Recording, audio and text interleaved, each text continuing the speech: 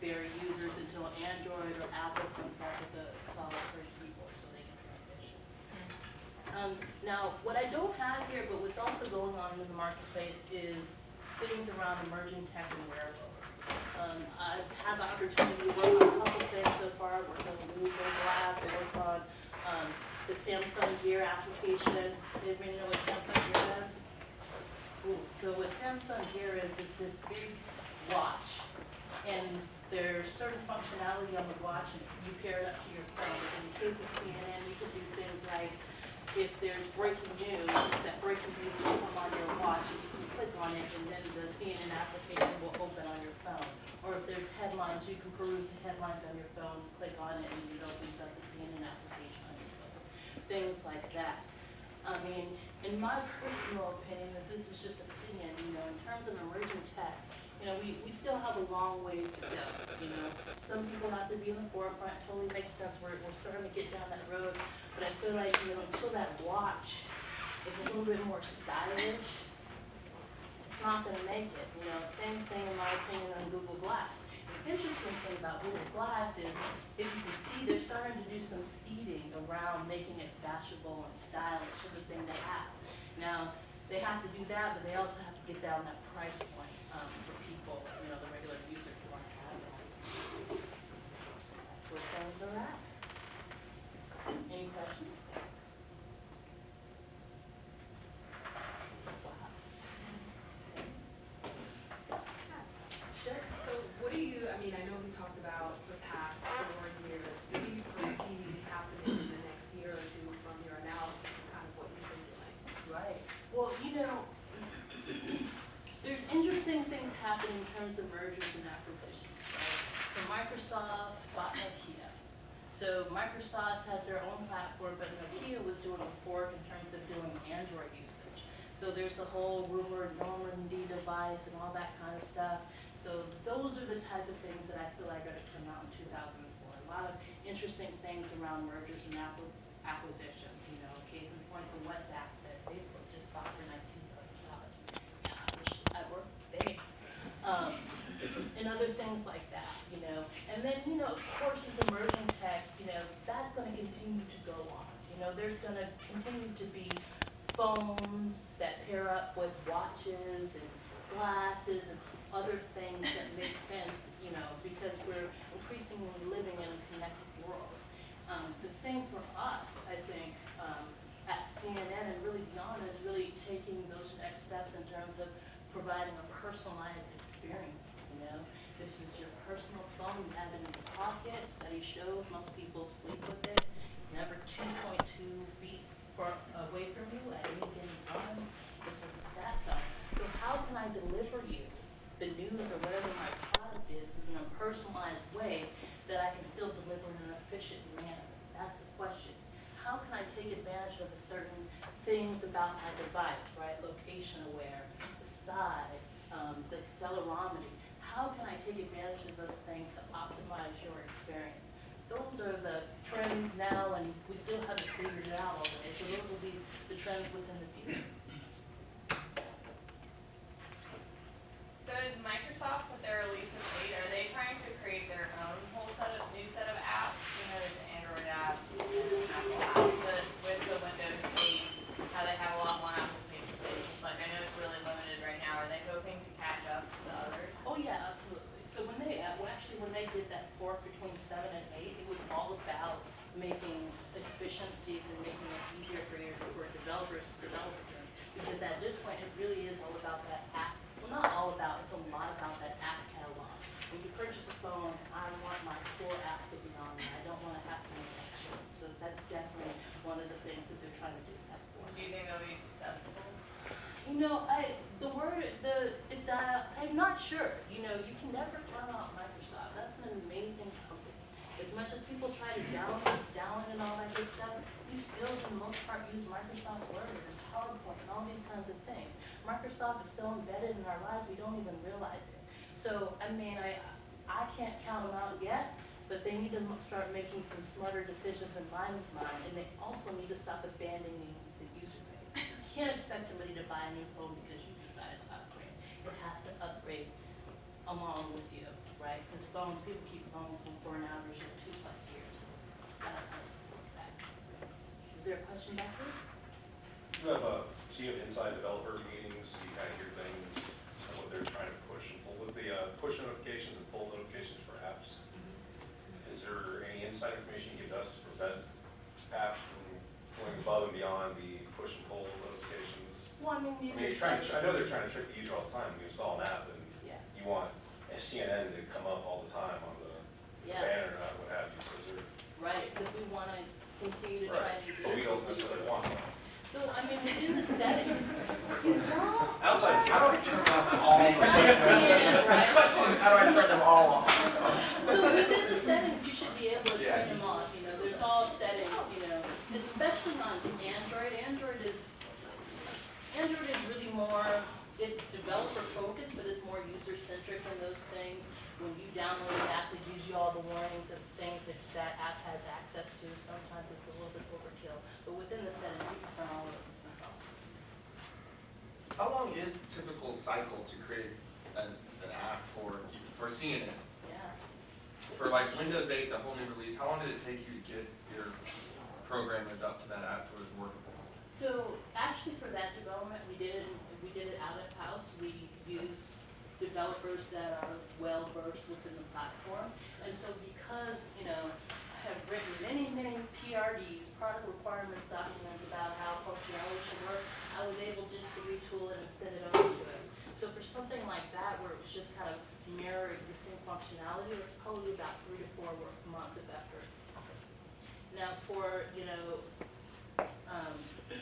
for what we typically do, what we try to do, but you know, the business sometimes changes this, and sometimes what we try to do is we try to focus on 2 large releases a year, 2 mediums, and then point releases as necessary. So what a point release is if we did some bugs, we messed up your experience, we try to go quickly fix it, and then throw in some little things so we can make money. That's a point release.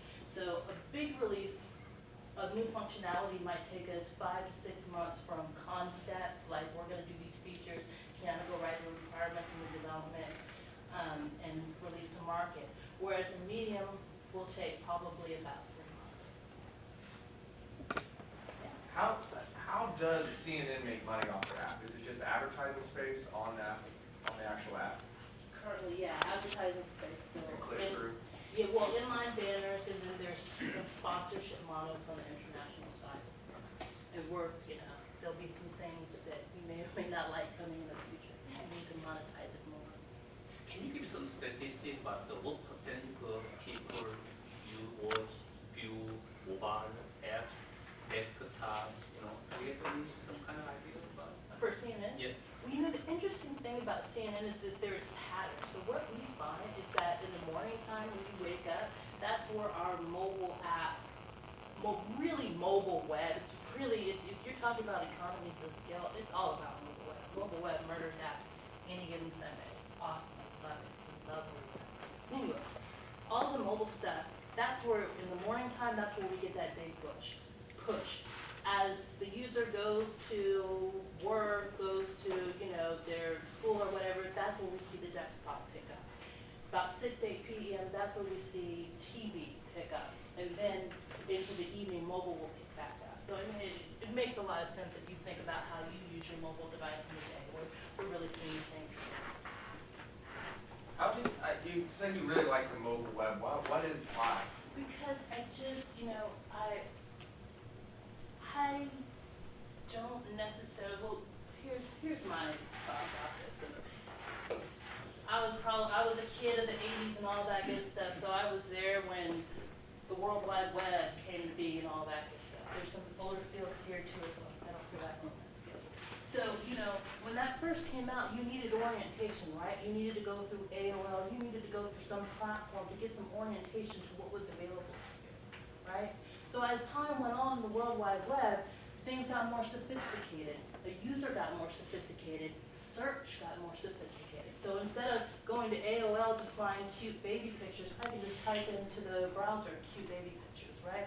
I don't have to take all that time to go to AOL and do this, log in, all that kind of stuff. I can just go get what I want. So I believe that the same thing should be happening on the mobile. You shouldn't record this because I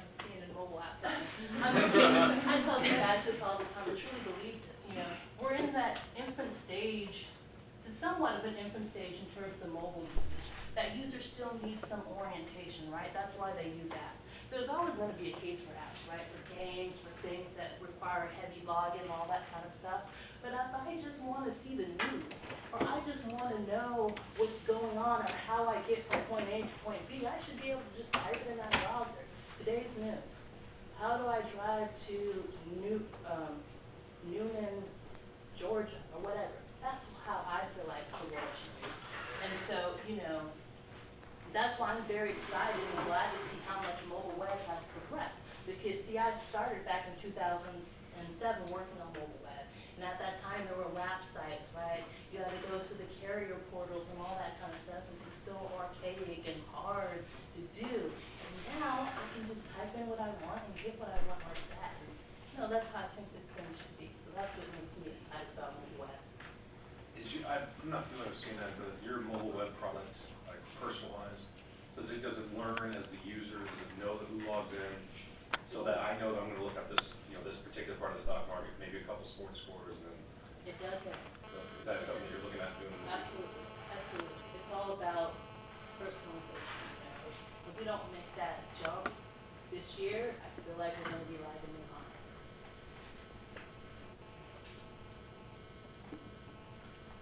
How do you plan to do that? If mobile browsers don't use cookies, how do you personalize? They do use those. They do now? Yes. So there's a lot of capabilities, you know, if you can get a user to log in, right, you can do so much more. But there are some basic functionalities and cookies that we could do. We can track the last few, you know, articles that you looked at. You know, we don't wanna go crazy, but there is some balance that we could do to give you a personalized experience. I mean, even if it's not, even baby steps, even if it's not personalized to you, people generally in the morning like to look at certain types of things. So why wouldn't I just show them those certain type of things that I can see from my analytics that people generally look at? So you don't have to go through and find and research. Just bring it up so the users can see it. And then put some big sponsorship around it. Think revenue. Go ahead. What do you think is holding CNN back from implementing that? Because when you look at a lot of different companies, they're able to provide users with that personalized experience. So where do you, I guess, what's the timeline on that and what's holding you guys back? Can't give you the timeline. But, you know, I think that it's just like any other large company. And also think about CNN. CNN is a news company. A news company, they got digital, what, about 10, 12 years ago. Really got into more the mobile game in 2008. It's really about, we tend to think about the consumer-facing platform, all that kind of stuff, but it's really about that back-end piece, right? How good is your content API? Everybody familiar with content API? Okay, so a content API, I actually work on that too, it's a set of, usually a set of feeds that deliver content to your platform. And how sophisticated your content API is and how robust and all that kind of stuff really dictates how quickly you can get to market on the platform. So case in point, I worked at Fandango. Fandango at that time was very technology. It was all about movies. Everybody familiar with Fandango? Okay, that's awesome. Fandango was all about movies, but their technology was top notch in every way. Like I promise you, they had some of the best technology minds that just wanted to work on movies. So in terms of getting on a platform, when I worked at Fandango, 3 months no matter what it was, because our content API was top notch. So it's really about making sure that your backend systems are robust. Now CNN is actually going through a transformation now, and you'll see it over the next few months. There's a consumer-facing release, but the exciting stuff is really about the backend pieces of that. It's a content API. It's a content annotation platform. Everybody familiar with that? Okay, for those of you who are chasing your head, so what that means for your news, I should be able to tag it certain ways. So a content annotation platform, at least the one that we're working on, will make it so it's automated tagging. So that editor, once they take the time to write that beautiful story, they can automatically associate that metadata. If it's automatically associated, the chances that we'll get there are highly increased. So it's really about making sure that your backend functionality is top notch. That's how you quickly move and